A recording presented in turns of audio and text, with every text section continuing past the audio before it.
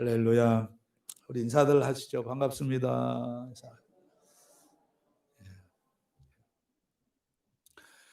오늘 이 시간 또 이 자리에 오신 여러분들을 주님의 이름으로 환영하고 축복합니다.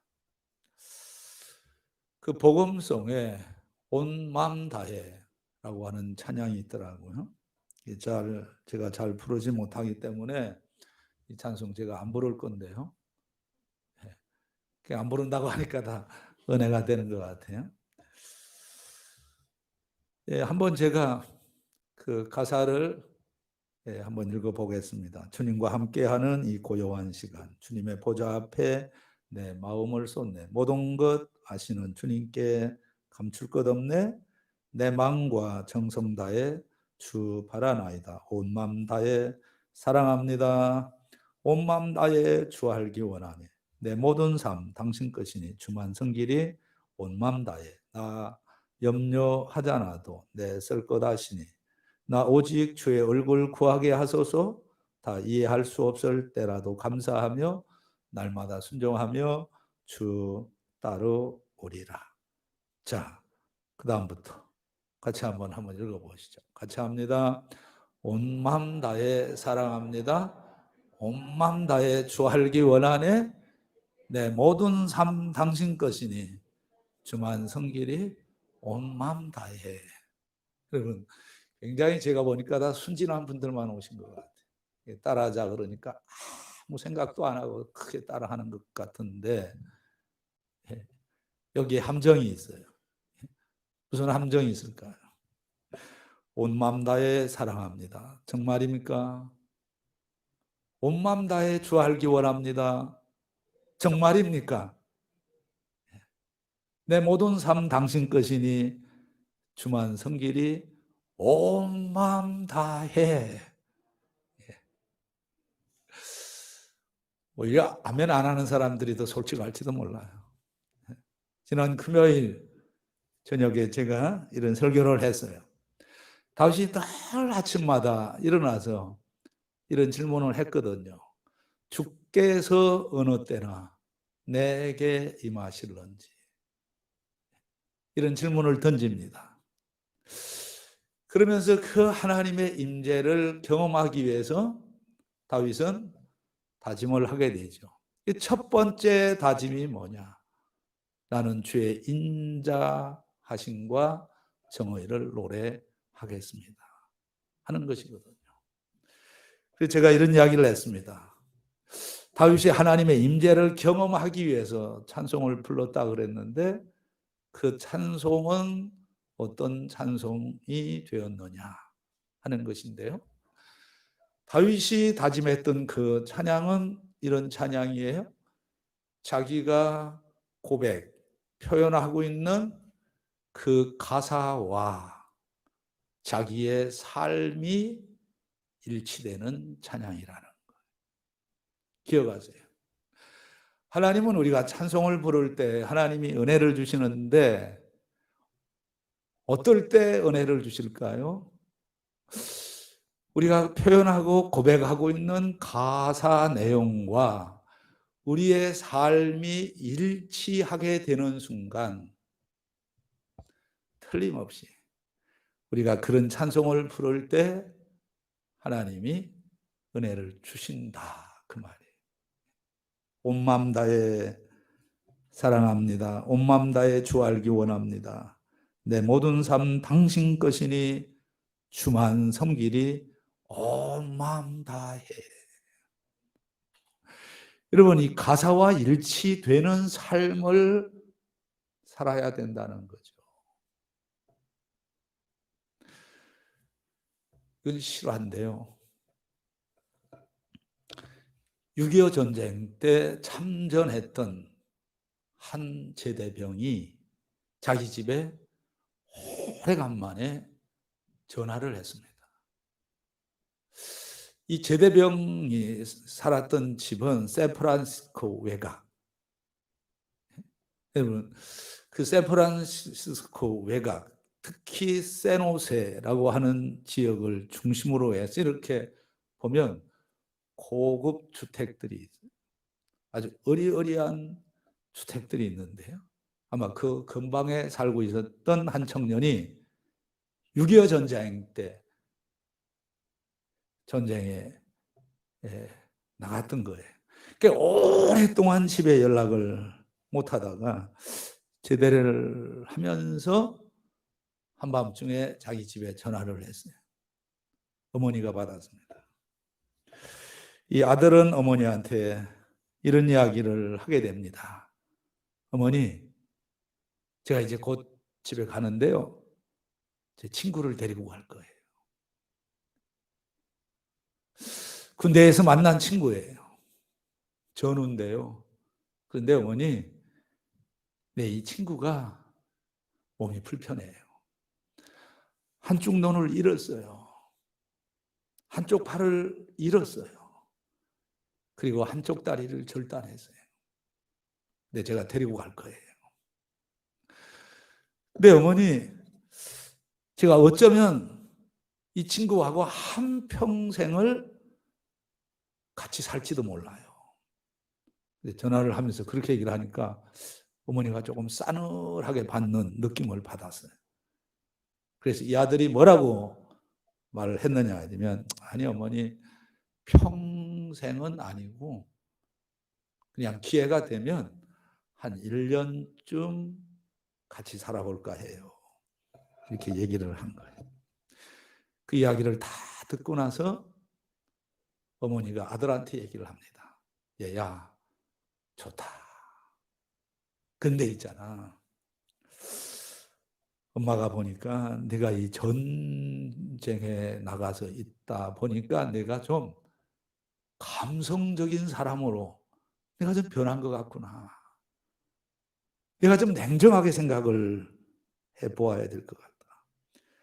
그 친구가 지금은 괜찮을지 모르지만 그런데 어느 순간부터 그 친구가 내 침이 될지 몰라 이야기를 한 거예요. 그 아들은 어머니가 내 평생에 그 친구가 눈이 없고 팔이 없고 다리가 절단된 그 친구가 내 평생 짐이 될 수 있다 하는 말씀을 하시는 순간 전화를 또 끊었어요. 그리고 나서 몇 시간이 지난 다음에 한밤중에 또 전화가 왔어요. 전화를 받았는데 아들의 전화가 아니고 해군 본부에서 전화가 왔어요. 전화의 내용은 이렇습니다. 죄송합니다. 당신 아들이 호텔 12층에서 떨어져서 죽었습니다. 이야기를 한 거예요. 깜짝 놀랐죠. 가만히 생각을 해보니까 자기 친구라고 소개했던 눈과 팔과 다리가 없어졌다고 하는 그 친구가 아니라 자기 아들이었던 거예요. 그 어머니가 한 말 딱 한마디. 그 친구가 너한테 평생 짐이 될 수 있을지 몰라. 그 말 한마디 듣고 이 아들은 결단을 한 거예요. 내가 부모님들에게 평생 짐이 될 수는 없다. 하고서 호텔 12층에서 떨어서 죽고 만 거예요. 어느 쪽이 더 마음이 아팠을까요? 여러분 혹시 여러분들이 사랑을 해주지 않아 가지고 사람을 잃은 사람은 없습니까?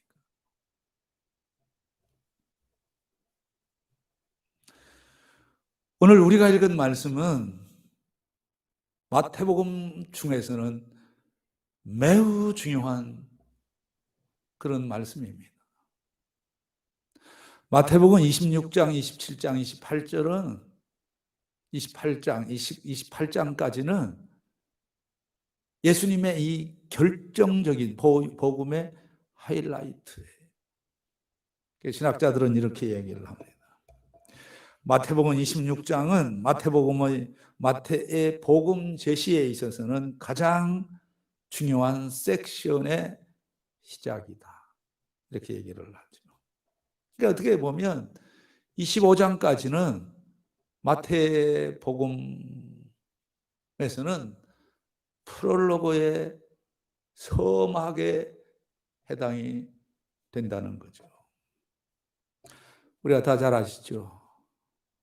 복음의 하이라이트는 뭐예요? 예수님의 죽음, 예수 그리스도의 십자가 아닙니까? 그래서 그리스도의 십자가는 복음의 정상, 복음의 정상이라고 얘기를 해요. 왜냐하면 이 복음, 이 십자가가 타락한 인류에게 유일한, 그러면서도 영원한 소망이 되었기 때문이다 라고 하는 거예요. 그만큼 십자가가 중요한 거죠. 그래서 사도 바울은 고린도전서 2장 2절에서 내가 너희 중에서 예수 그리스도와 그가 십자가에 못 박히신 것 외에는 아무것도 알지 아니하기로 작정하였습니다. 그래서 예수 그리스도의 십자가 외에는 아무것도 아는 것이 의미가 없다는 거예요. 그래서 바울은 예수 그리스도의 이 십자가 외에는 다른 공부를 하고 싶지 않았다. 이 고백이잖아요. 다시 이야기를 하면 마태복음 26장은 예수 그리스도의 십자가와 체포 준비에 대한 메시지이고요. 그리고 27장은 예수 그리스도의 시련과 사형과 장례에 대한 이야기. 그리고 28장은 사망을 이기고 부활하신 그리스도와 제자들에게 마지막으로 주시는 교훈의 말씀이라는 거예요. 그런데 이 마태복음 26장 우리가 읽으니 말씀해 보면 예수님의 죽음과 관련해서 네 부류의 등장인물들이 예수님의 십자가와 관련해서 준비한 것이 있더라라고 하는 거예요. 오늘은 이 예수님의 이 죽음과 관련해서 이 준비한 네 가지의 유형을 생각을 해보자는 거예요. 첫 번째는 하나님이 등장을 하세요. 그럼 하나님은 뭘 준비를 하셨느냐? 잠깐 여기 나왔다 갔지만은 이렇게 설명을 좀 딱딱하게 할 수밖에 없어요. 주권적인 은혜를 준비하셨다라는 거예요. 주권적인 은혜. 예수님이 십자가에 지시기 전에 하나님께서 하신 일, 하나님께서 준비하신 일이 뭐냐? 바로 은혜를 준비를 하셨다 하는 거죠. 그 내용이 우리가 읽은 말씀 가운데는 2절에 나옵니다. 2절 내용은 이렇게 시작이 되죠. 너희가 아는 바와 같이 이틀이 지나면 유월절이라. 인자가 십자가에 못 박히기 위하여 팔릴 일이라 하시더라. 그래서 하나님 하신 일이거든. 성부 하나님이 하신 일. 성부 하나님이 무슨 일을 하셨느냐 하게 되면 바로 인자 예수 그리스도가 십자가에 못 박힐 수 있도록 허가를 하셨다라는 거예요. 그 하나님의 허가가 바로 우리 죄인들에게는 어떤 기회가 되었느냐 하게 되면 하나님의 은혜가 임하는 기회가 되었다라고 하는 것이거든요. 예수님은 하나님이십니다. 예수님은 전지하시고 예수님은 전능하시고 예수님은 무소부재하시기 때문에 이 십자가의 이 담벽을 얼마든지 뛰어넘을 수 있는 권세가 있었던 분이에요. 그런데 예수님은 이 십자가를 지시기 위해서 성육신 하신 이유는 자신의 지혜나 자신의 능력이나 자신의 어떤 전지하심 또는 영광, 신성 이런 모든 것들을 다 어떻게 하셨느냐? 제한을 하신 거예요. 자제를 하신 거예요. 그래서 지금까지 쭉 뭘 하셨느냐 하게 되면 성부 하나님의 통제를 받아오신 거예요. 그런 일련의 과정 속에서 오늘 우리가 읽은 2절의 말씀은 어떤 내용이냐 하게 되면 결정적으로 하나님의 뜻에 순종해야 되는 그 시점에 들어섰다라고 하는 거예요. 자, 보세요. 요한복음 12장 49절 보면 내가 내 자의로 말한 것이 아니요 나를 보내신 아버지께서 내가 말할 것과 이를 것을 친히 명령하여 주셨으니 나는 그의 명령이 영생인 줄 아노라. 그러므로 내가 이르는 것은 내 아버지께서 내게 말씀하신 그대로니라 하시니라. 예수님은 단독적으로 무슨 행사를 하신 적이 없으시다라는 거예요. 요한복음 10장 18절에는 이는 내게서 빼앗는 자가 있는 것이 아니라 내가 스스로 버리노라. 그래요. 요한복음 19장 10절 빌라도가 이르되 내게 말하지 아니하느냐 내가 너를 놓을 권한도 있고 십자가에 못 박을 권한도 있는 줄 알지 못하느냐? 예수께서 대답하시되 위에서 주지 아니하셨더라면 그 다음에 뭐라고 해야 합니까? 자, 아니하셨더라면 그 다음에 이어지는 말씀이 뭐냐? 떠들지 마라. 난 아무것도 할 수가 없다. 자, 볼까요? 이 유대인들, 특히 당시의 종교 지도자들이 예수님을 얼마나 죽이려고 애를 썼습니까? 근데 못 죽였어요. 왜 못 죽였느냐? 왜 예수님을 잡아 죽이려고 그렇게 했는데 왜 예수님을 죽이지 못했느냐? 그 이유는 그 죽음이 하나님의 방법이 아니고 하나님의 때가 아니었기 때문이다. 그래서 우리가 요한복음 5장 18절 보면 유대인들이 이로 말미암아 더욱 예수를 죽이고자 하니 그랬어요. 또 요한복음 7장 25절에는 예루살렘 사람 중에서 어떤 사람이 말하되 이는 그들이 죽이고자 하는 그 사람이 아니냐 그랬어요. 성경에 보면 예수님을 죽이려고 했던 그런 표현들이 많이 나오는데 꼭 기억을 하세요. 성경에 신학자들은 이렇게 보는 거죠. 성경에서 이야기하는 예수님을 죽이려고 시도했던 그런 일들 외에도 더 많이 있었을 것이다. 이렇게 보는 거예요. 그런데 결론은 뭔지 아십니까? 어느 누구도 예수님을 죽이지를 못했던 거예요. 다 실패로 돌아갔어요. 왜 그렇습니까? 하나님이 허락하시지 않으셨기 때문이라는 거예요. 근데 오늘 사정은 달라요. 오늘은 하나님이 허락을 하신 거예요. 그래서 예수님이 그걸 알게 된 거죠. 그래서 뭐라고 얘기를 하면 이틀 후에는 유월절이 오고 그 유월절을 계기로 해서 내가 십자가에 못 박혀 죽게 된다. 그런데 그 죽음이 바로 뭐냐? 그 죽음은 바로 온 인류 중에서 예수 믿는 하나님의 자녀들에게 임하게 되는 은혜의 순간이라는 거예요.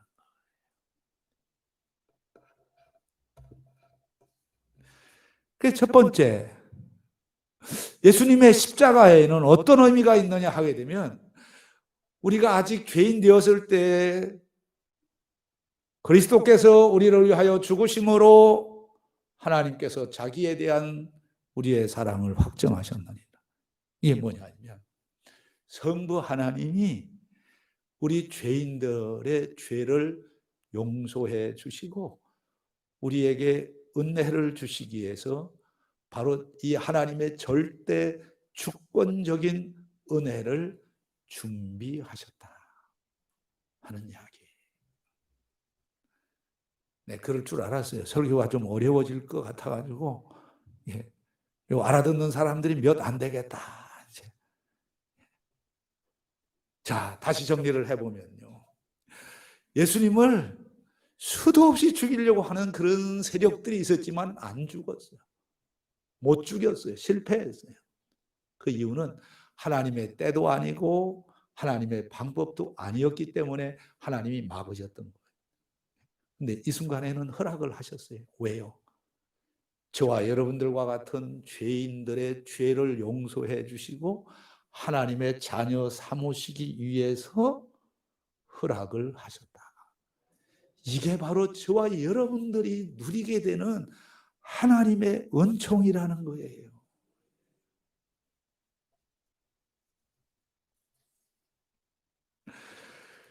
그 다음 두 번째로 우리가 기억을 할 것이 뭐냐 하게 되면 대제사장이 등장하죠.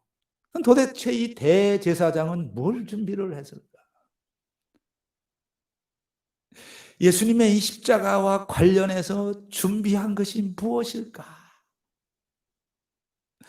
자, 이 메시지는 3절부터 5절인데요. 3절, 그때 대제사장들과 백성의 장로들이 가야바라 하는 대제사장의 관정에 모여 4절 보면 예수를 훈계로 잡아 죽이려고 의논하되 그랬죠. 자, 그냥 이해 쉽게 하도록 하기 위해서 한 사람만 얘기를 할게요. 대제사장이라고 그래요. 이 대제사장은 지금 뭘 준비를 하고 있느냐 하면 다른 말로 표현하게 되면 예수님에 대한 증오심 때문에 예수님을 죽이려고 사람들을 불러다 놓고 의논하고 있었다라고 하는 것이잖아요.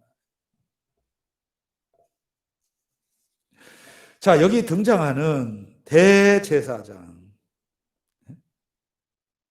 이 대제사장이라고 하면 이때 당시에 세상을 다 거머쥐고 사는 사람이.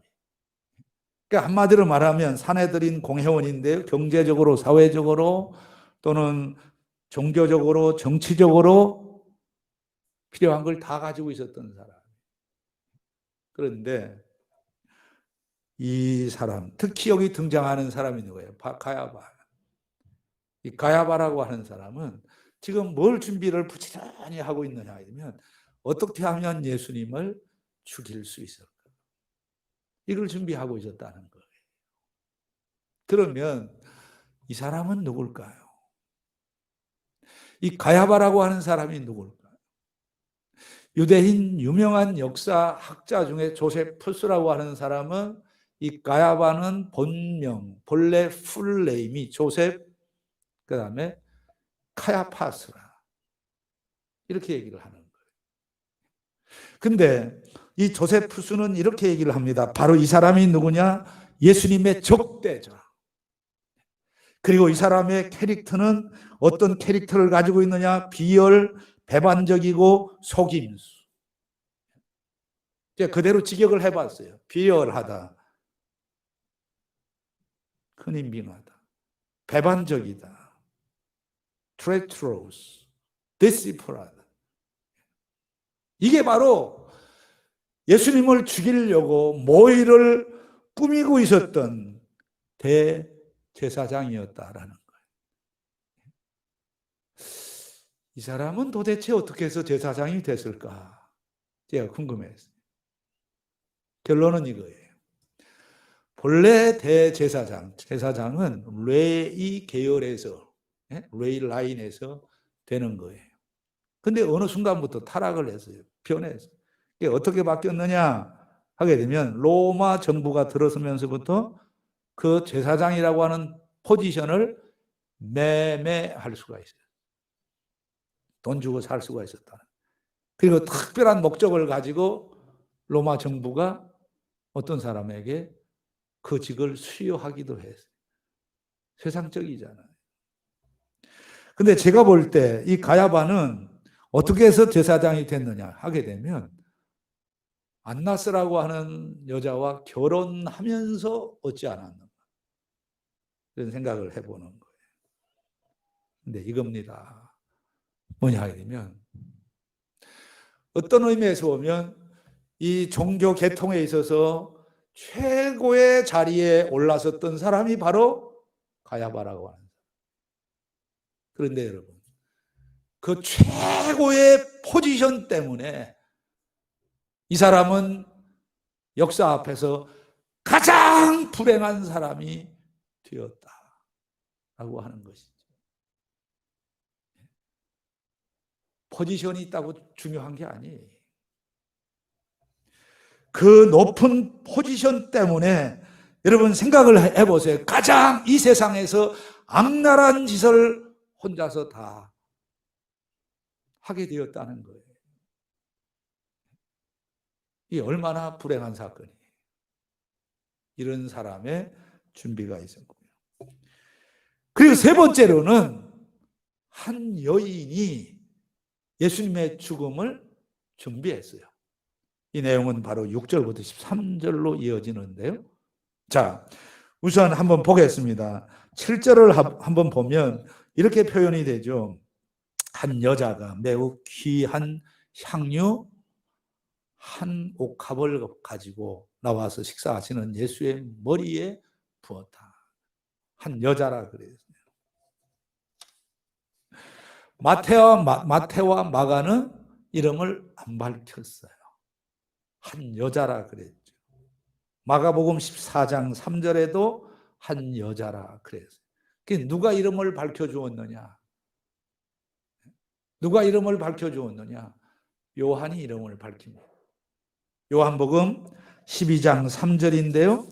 자, 12장 3절에 보면 자, 이름이 나오죠. 마리아는 지극히 비싼 향유 곧 순전한 나도 한 건을 가져다. 그랬죠. 걱정하지 마세요. 좋은 일 하고 나서 왜 이름이 안 밝혀지나? 우리 교회처럼 이름을 안 밝히는 교회도 또 없을 거예요.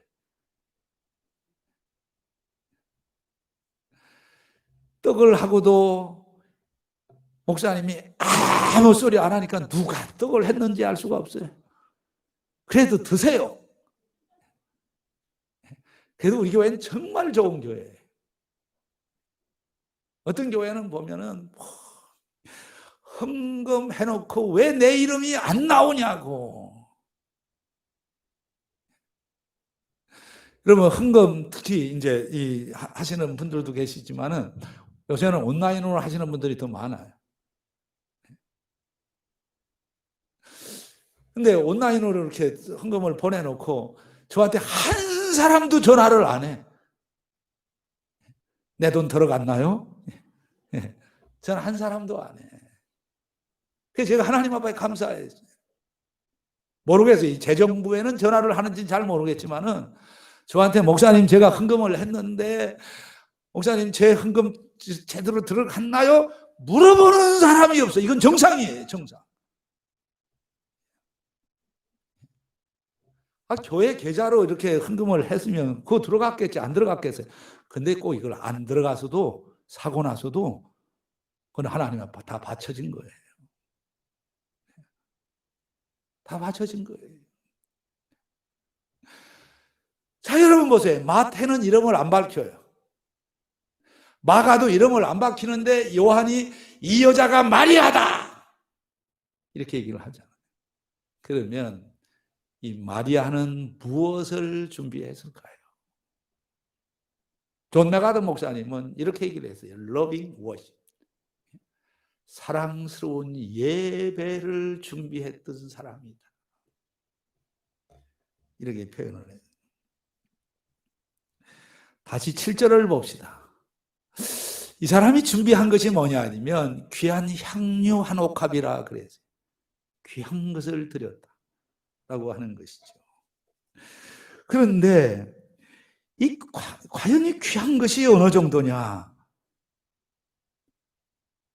계산을 해보니까 마가복음 14장 5절에서 돈 액수가 나왔어요. 이 향유를 300데나리온 이상에 팔아 그래요. 굉장한 거. 300데나리온은 그때 당시 어느 정도 가치가 있냐 하면 성인 한 사람, 근로자, 노동자가 1년을 벌어야 될 돈이. 지금도 그렇잖아요. 1년 벌어서 통째로 하나님 앞에 드린다는 건 이건 불가능한 거예요. 그게 어마어마한 거잖아요. 자, 그러면 뭐라고 얘기를 할 수 있느냐? 이제부터 잘 들으세요. 제가 이 마리아를 이렇게 불러요. 이 사람은 팬덤이다. 팬덤이라는 말을 아십니까? 이 팬덤이라고 하는 말은 두 단어가 합쳐졌어요. 쉽게 말하면 광신자예요. 예수님의 광신자예요. 팬덤은 페네틱에서 나온 팬과 나라 있죠. 하나님의 나라, 하나님의 나라. 킹덤 오브 갓 할 때 하나님의 나라라고 그러죠. 그때 나라를 뜻하는 덤이 합쳐져서 만들어진 단어가 뭐냐? 팬덤이라. 이 팬덤. 이 팬덤은 이런 이야기예요. 그러니까 예수님의 팬이라는 거예요. 근데 제대로 된 팬이라는 거예요.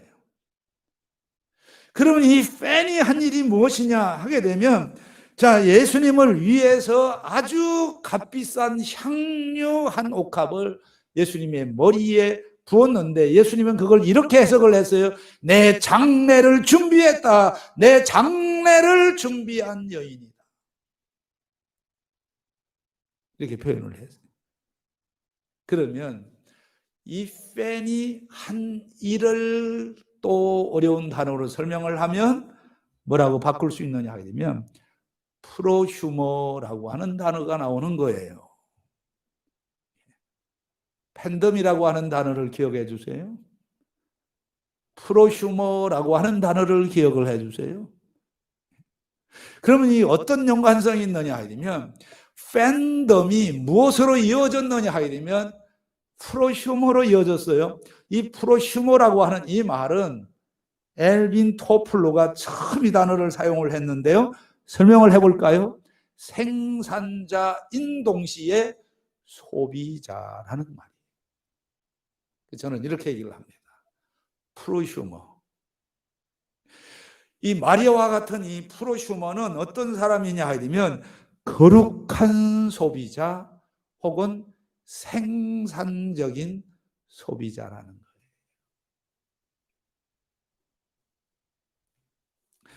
교회는 이런 프로휴머, 팬덤들에 의해서 세워진 거예요. 성경에 보면 이런 팬덤과 프로휴머들이 많이 나와요. 저는 바나바, 팬덤이에요. 프로휴머예요. 삭개오, 팬덤이자 프로휴머예요. 그리고 특별히 이 로마서 16장에 나오는 사람들의 이름, 베베, 브리스길라, 아굴라, 이런 사람들이 다 뭐냐? 팬덤이자 프로휴머예요. 한번 봅니다. 로마서 16장 1절, 내가 갱거리아 교회 일꾼으로 있는 우리 자매 베베를 너희에게 추천하노니 너희는 주 안에서 성도들의 합당한 예절로 그를 영접하고 무엇이든지 그에게 소용되는 바를 도와줄지니 이는 그가 여러 사람과 나의 무호자가 되고요. 이게 바로 프로휴머가 된 거예요. 거룩한 소비자가 된 거예요. 또 3절 보면 너희는 그리스도 예수 안에서 나의 동역자들인 브리스가와 아굴라에게 뭐하라. 그들은 내 목숨을 위하여 자기들의 목까지도 뭐 했어요? 풀어주고. 가장 소중한 생명을 예수님을 위해서, 복음을 위해서 내놓았어요. 프로시모.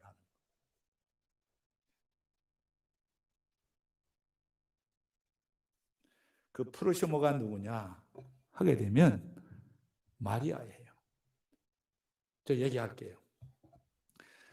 정말 제가 이렇게 우리가 한 20몇 년 동안 이 자리에 와서 오늘 이 코로나 상황 속에서도 이거 꽉 차게 나오셨네요. 대단들 하십니다. 그리고 감사합니다라고 하는 말밖에 제가 할 게 없어요.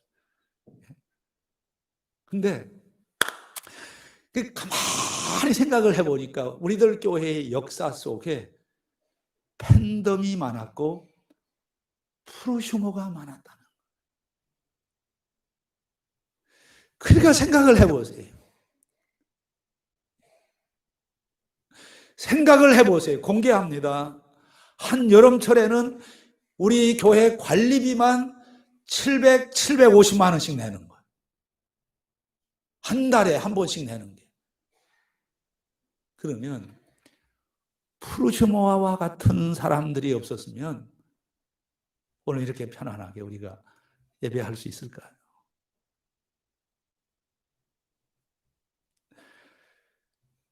여러분, 하버드 대학을 아시죠?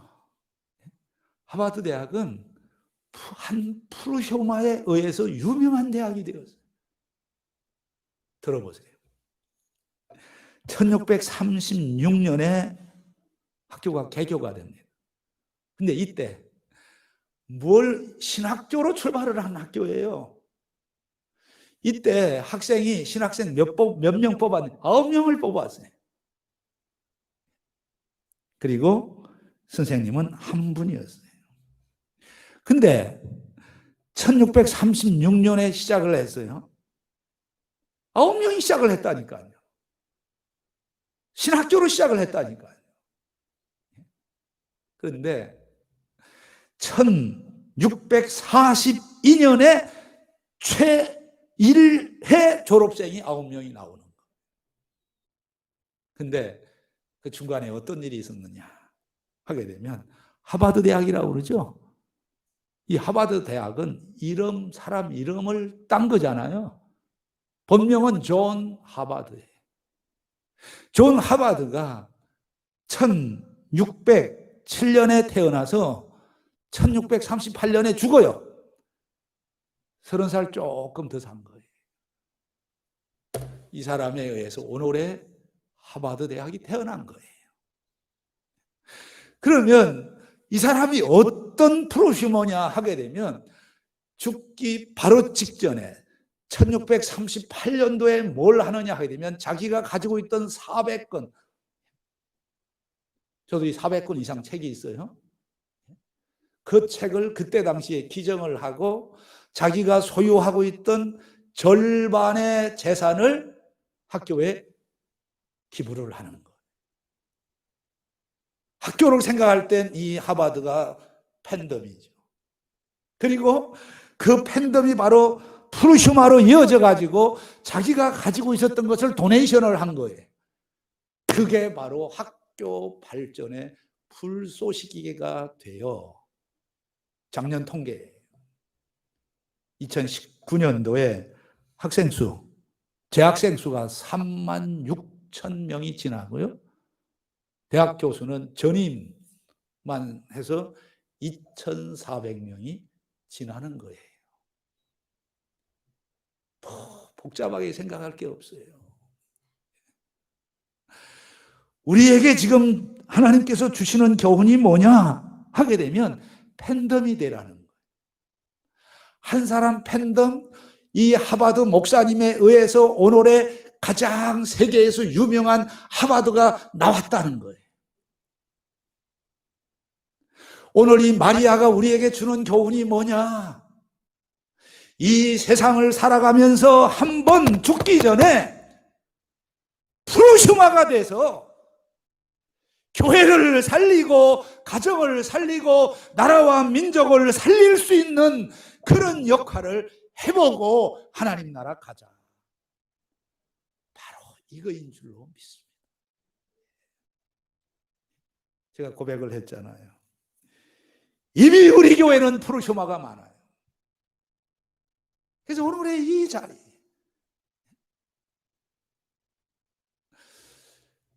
우리 지금 정부에서 주는 가이드라인이 뭐냐 이러면 좌석수의 30%만 채우라고 그랬거든요. 그래가지고 우리 시차례도 교회 한 300명 되는데 좌석수가 100명이야. 100명. 100명이면 한 번 예배할 때 몇 명이 드려야 되는 거예요? 아니 300석 많이 잡아요. 300석인. 네. 거기서 30%면 얼마예요? 몇 개? 90명이죠? 조금 더 올려서 100명이라고. 저한테 이제 다른 일이 있어서 왔어. 근데 동사무소 전화 와가지고 30% 넘기지 마세요. 30% 넘기지 마세요. 막 그러고. 그랬더니 그 목사님이 화가 나가지고 왜 교회만 달달 먹냐고. 그런데 알아두세요. 우리는 정부의 가이드라인에 0.1%도 우리는 위배가 안 돼요. 700석이에요. 30%면 몇 명입니까? 동시에 210명이 앉는 거예요. 제가 여기 생각을 해볼 때 이 코로나가 올 걸 생각해서 하나님께서 다 우리에게 이렇게 큰 교회를 주신 줄로 믿습니다. 동사무에서 전화 온 적이 없어요. 제가 한번 동장님을 만났는데요. 목사님 교회는 갈 필요도 없습니다. 그 한마디에.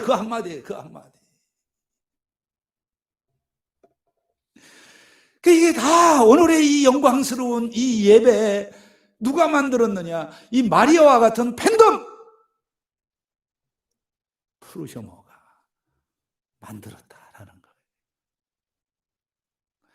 팬덤이 아니면 어떤 사람이 될까요? 그 다음 이어지는 14절부터 16절은 가룟 유다가 뭔가 부지런히 준비를 하고 있어요. 근데 중요한 건 뭐냐? 뭘 준비하고 있느냐? 중요해요. 14절부터 자 16절까지 한번 읽어보세요. 또 이거 읽다가 그렇게 되면 안 돼요. 자 14절 같이 읽어봅니다. 그때 12 중에 하나인 가룟 유다라 하는 자가 대제사장들에게 가서 말하되 15절 내가 예수를 너희에게 넘겨주리니 얼마나 주려느냐 하니 그들이 은 30을 달아주는 자. 제발 부탁합니다. 교회 나와서 돈 벌게 해주세요. 라고만 생각 몰입하다가 돌아가지 마시고 가룟 유다의 생각이에요. 가룟 유다는 지금 다른 사람들이 은혜 받고 다른 사람들이 사랑스러운 예배를 지금 하고 있는데 그 마음속에 사탄이 역사해가지고 무슨 생각을 하느냐 하면 예수님을 어떻게 하면 돈을 많이 받고 팔 수 있나 그 생각만 하고. 그래서 오늘 말씀은 비극적으로 16절에서 이렇게 끝나잖아요. 그가 그때부터 예수를 넘겨줄 기회를 찾더라. 저는 희한하게 이 16절을 이 가룟 유다가 예수님 돈 받고 팔 기회를 찾더라라고 하는 말로 제가 받은 게 아니고요. 저는 이렇게 읽었어요. 내가 그때부터 예수의 팬덤이 되고 하나님 나라의 프로휴머가 될 기회를 찾더라. 할렐루야. 얼마나 멋있는 표현입니까? 제가 얘기했잖아요. 따라합시다. 교회 확장은 사랑의 확장이다. 다른 말 하지 마세요.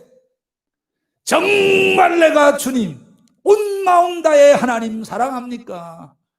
그 사람은 예수의 팬덤이 되고 예수의 하나님 나라의 프로휴머가 되는 거예요. 오늘 이 말씀이 다시 한번 하나님 나라를 확대해 나가는 팬덤과 프로슈머가 되는 귀한 말씀이 될 수 있게 되기를 주의 이름으로 축복합니다.